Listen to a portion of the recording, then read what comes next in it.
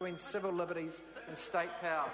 I call the Honourable Leanne Dalzell. Mr Chairman, I was going to comment on the Minister's comments on the contribution from New Zealand First, because probably there was no one more surprised than me to hear the contribution, because it did surprise me somewhat that really strict line had been taken, particularly in relation to the Serious Fraud Office and the production of documents, because I seem to recall that the leader of their party did himself voluntarily produce documents that the Serious Fraud Office didn't want in a wine box. So perhaps that's a long time ago, and something that may have been lost in the annals of time. But I was here in the House when those documents were tabled in Parliament finally after several attempts, and I know that there were some very interesting views expressed about the lack of use of particular powers at that stage.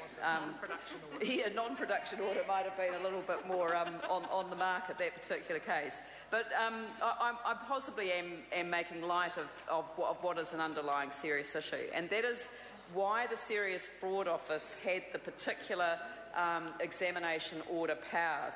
And I think they were expressed quite well by a couple of colleagues who've commented on why the Serious Fraud Office was able to call upon these powers in circumstances that the police were not.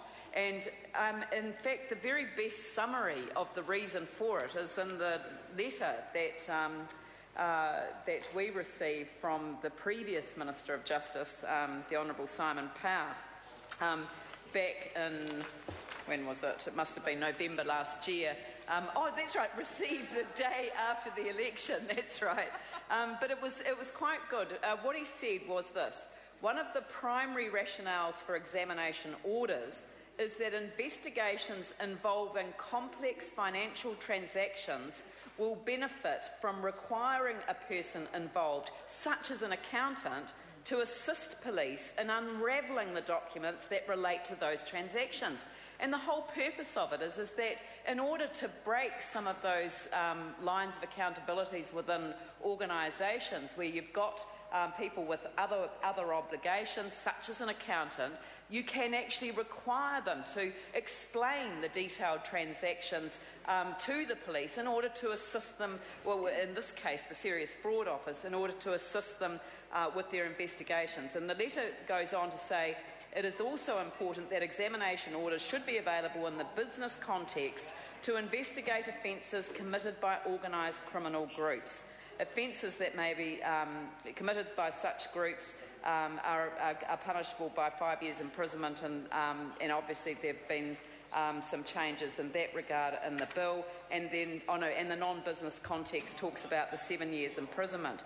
But it does actually identify in here what the history was for the use of examination orders, which are now being expanded to police. And I acknowledge that both the Select Committee and the Minister herself, by way of the supplementary order paper, has been open and able to address some of the concerns that we've raised. But it still leaves us with the sense of disquiet about why the Serious Fraud Office then sits outside the structure that's being put in place. And it is an opportunity to get this right. And the reason that I think it's important to remember is that the Justice and Electoral Select Committee reported this bill back from the Select Committee back in 2010.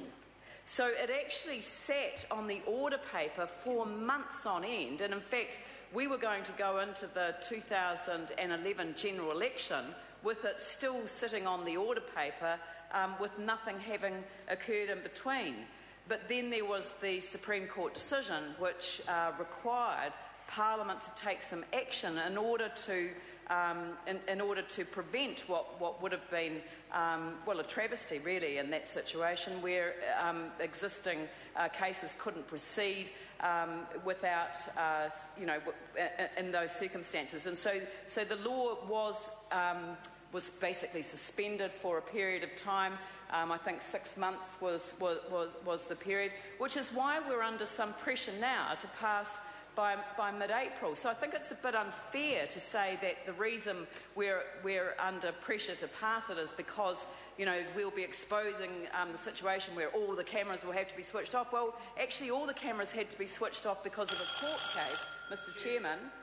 I call the honourable member Simon Bridges. Mr. Chair, I move that the question be now put. No. I call the honourable